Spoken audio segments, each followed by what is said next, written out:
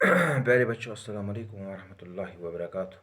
10वीं जमात के जो तलबा और तालिबात इस वक्त मुझसे मुखातिब हैं, मेरी उनसे ये इस्तिदा है कि वो अपनी दरस किताब का सफ़ा नंबर 162 निकाल कर अपने सामने रखें। और ये जो मिर्ज़ा मोहम्मद रफ़ी सोदा साहब ने एक कसीदा लिखा है, कसीदा शहर आशूब, इसको हम समझने की कोशिश करेंगे। कसीदा शहर आशूब। सबसे पहले कसीदा किससे कहते हैं और कसीदा शहर आशूब किससे कहते हैं? कसीदा कसद से निकला है, जिसके माने गाढ़े मगज़ के हैं। यानी कसीदा एक ऐसी नस्र सिनफ़ है जिसमें किसी की मदह या किसी की हिजू बयान की जाए, या इसमें किसी की तारीफ़ बयान की जाती है, या इसमें किसी की मदह बयान की जाती है। तमहीदिया कसीदा इसमें होता है और खिताबिया कसीदा इसमें होता है। यानी किसी कसीदे में बग़ैर तमहीद की या पहले किसी चीज़ की तमहीद की जाती है, बाहर की तारीफ़ की जाती है, वगैरह की तारीफ़ की जाती है, उसके बाद असल मुद्दा पे आ जाया जाता है, उसके बाद किसकी तारीफ़ की जाती है, तो उसको हम तमहीदिया किसी कहते हैं। लेकिन खिताबिया कसीदा वो कसीदा होता है जिसमें बग़ैर तमहीद की किसकी तारीफ़ बयान की जाए, किसकी बुराई बयान की जाए। शहर आशूब यानी कसीदा शहर आशूब वो कसीदा होता है जिसमें किसी शहर की तबाहाली या बर्बादी का जिक्र बयान किया जाए। आपके जहन में होगा ये जो कसीदा शहर आशूब है, कसीदा शहर आशूब, आपको कल एग्ज़ाम में ये पूछा जाएगा कि कसीदा शहर आशूब से क्या मुराद है। कसीदा शहर आशूब से वो कसीदा मुराद है जिसमें किसी शहर की तबाहाली का जिक्र बयान किया जाए। आपकी दरसी किताब में कसीदा शहर आशूब किस शायर ने लिखा है? मिर्ज़ा मोहम्मद रफ़ी सोदा ने लिखा है। मिर्ज़ा मोहम्मद रफ़ी साहब का कौन सा कसीदा आपके निसाब में शामिल है? कसीदा शहर आशूब। यानी ये चीज़ें आपको ज़हनशीन होनी चाहिए, तभी जाके आप कल एग्ज़ाम में ये जो कर सकते हैं। और आपके सामने कल आया होगा, अब सामने मेरे जो कोई पीरो जवां है, दावा न करे कि मेरे मुँह में भी ज़ुबान है। यहाँ पर सोदा ने अपनी तारीफ़ खुद बयान की है कि अब कोई ये दावा नहीं कर सकता है कि मैं भी मुँह में ज़ुबान रखता हूँ, मैं भी सोदा के ख़िलाफ़ बोल सकता हूँ, मैं भी सोदा के सामने बोलने की हिम्मत रखता हूँ। किसी में ये ज़ुबान नहीं है। मैं हज़रत सोदा को सुना बोलते या उसमें सोदा कहता है, लेकिन अपनी तारीफ़ ज़रा किसी और की ज़ुबान से कहलवाना चाहता है कि मैंने किसी से सुना है। अल्लाह अल्लाह रे क्या नज़्म बयान है। मैंने किसी से सुना है कि जब सोदा बोलता है, सोदा का कलाम जब मैंने सुना है तो क्या पता है हाँ कैसा मज़ा आता उसके कलाम में। इतना मैं किया अर्ज़ की फरमाइए हज़रत, और इसी में मैंने ये अर्ज़ किया कि आप मुझे हज़रत फरमाइए क्या सुना, आराम से कटने की तरह कोई भी यहाँ है या यहाँ इस दुनिया में आराम से ज़िंदगी गुजारने के लिए कोई सूरत है? सुनकर ये लगे कहने की खामोशी रह जा, इस अमर में कासिर तो फरिश्ते की ज़ुबान है। जब मैंने एक आदमी से पूछा कि आप मुझे खुदारा बताइए कि इस दुनिया में अगर अमन से जीना है, इस दुनिया में अगर अमन से जीना है, इस दुनिया में अगर आराम से ज़िंदगी गुजारनी है, तो इसका कोई तरीका है? तो उसने कहा खामोश रह जा, अपनी ज़ुबान बंद कर, क्योंकि इस सवाल का जवाब देने में फरिश्ते भी कासिर हैं। फरिश्ते भी इस सवाल का जवाब नहीं दे सकी। क्या क्या मैं बताऊं कि ज़माने में कई शक्ल है, वजह माश अपनी सोजिश का ये बयां है।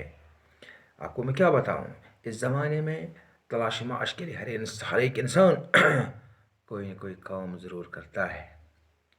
कोई नौकरी करता है, कोई मज़दूरी करता है, कोई और काम करता है, कोई और काम करता है, लेकिन मकसद सिर्फ यही है अब तलाश माश के लिए कुछ पैसे कमाना, अपनी इज़्ज़त को बचाने के लिए, अपने नफ्स को बचाने के लिए तगदो करना, मेहनत करना, कोशिश करना, बस यही इसमें होता है। लेकिन जो शहर तबाह हाल होता है, जो शहर बर्बाद होता है, वहाँ पर क्या होता है, वहाँ पर तलाश माश के लिए भी इंसान अगर जाता है तो उसको तलाश माश के लिए कोई चीज़ अच्छी चीज़ नहीं मिलती है। क्या घोड़ा ले अगर नौकरी करते हैं किसों की, तनख्वाह का फिर आलम बाला पे मकान है। अगर कोई आदमी घोड़ा लेके किसी की मजदूरी करने के लिए जाता है, किसी का नौकर बन जाता है, और जब इसमें मुआवजे की बात आती है तो आलम बाला पे उसके निशान होता है, यानी उसको मुआवजा वक्त पे नहीं मिलता है। कोई काम करता है उसको वक्त पे मुआवजा नहीं मिलता है। गुज़रे है सदायूं अल्फ़ व दाना की खातिर, हर कोई इंसान अपने इस दाने की खातिर और इस घोड़े के लिए जो جو اس گھوڑے کے لیے اس کو بھی دانہ میسر نہیں ہوتا ہے، اور اپنے لیے بھی میسر اس کو دانہ نہیں ہوتا ہے۔ شمشیر جو گھر میں سپر پینے کے یہاں ہے، اگر اس کے گھر میں شمشیر ہے تو جو سپر ہے جسے اس شمشیر سے بچا جا سکے، وہ اس بنیے کے گھر میں ہے، وہ اس دکاندار کے گھر میں ہے۔ اگر آپ کے پاس پیسہ ہے لیکن آپ آپ کے پیسے کی کوئی وقت نہیں ہے، کیونکہ جو شہر تباہ حال ہوتا ہے وہاں پر کوئی کس کا پرسان حال نہیں ہوتا ہے، اور وہاں پر مہنگائی بڑھ جاتی ہے، تو آپ کی جو شمشیر ہے، آپ کے پاس جو یہ پیسے ہیں، ان پیسوں کی کوئی وقت نہیں رہ جاتی ہے۔ اگر کوئی انسان سودا گری کرتا ہے تو اس کو مشرق سے خریدنا پڑتا ہے، مغرب میں اس کو بیچنا پڑتا ہے، تب بھی اس کی کوئی وقت نہیں رہتی ہے۔ یعنی یہاں پر شاعر نے اس شہر کی تباہی کا ذکر بیان کیا ہے۔ یعنی جو پورا شہر ہوتا ہے وہ بالکل فنا ہو جاتا ہے، استاد وہاں پہ ہو، چاہے وہاں پہ کوئی ملا ہو، چاہے پہ کوئی شاعر ہو، یعنی کسی بھی چیز کی کوئی قدر نہیں رہتی ہے، اور وہاں پہ کیا ہوتا ہے، وہاں پہ ہر طرف پریشانی ہی پریشانی ہوتی ہے۔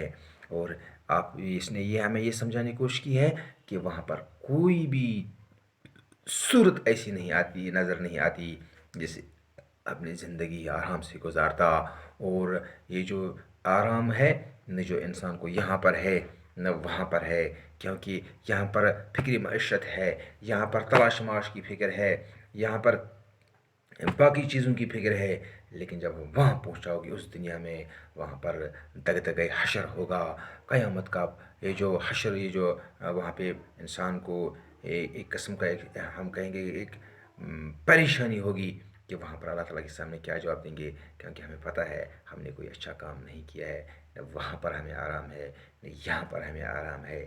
اگر آپ ذہن میں میرا مان لیجئے کہ انسان کو کہیں پر آرام نہیں ہے، کیونکہ انسان جس شہر میں تباہ ہے، جس شہر میں بربادی ہے، جس شہر میں امن و سکون نام کا کوئی نام چیز بھی موجود نہیں ہے، وہاں ہر طرف پریشانی پریشانی ہے۔ خاص کر جو غریب عوام ہوتے ہیں وہ اس پریشانی میں زیادہ مبتلا ہو جاتے ہیں۔ مجھے امید ہے کہ آپ کو یہ سمجھ میں آئے گا۔ باقی وسلم۔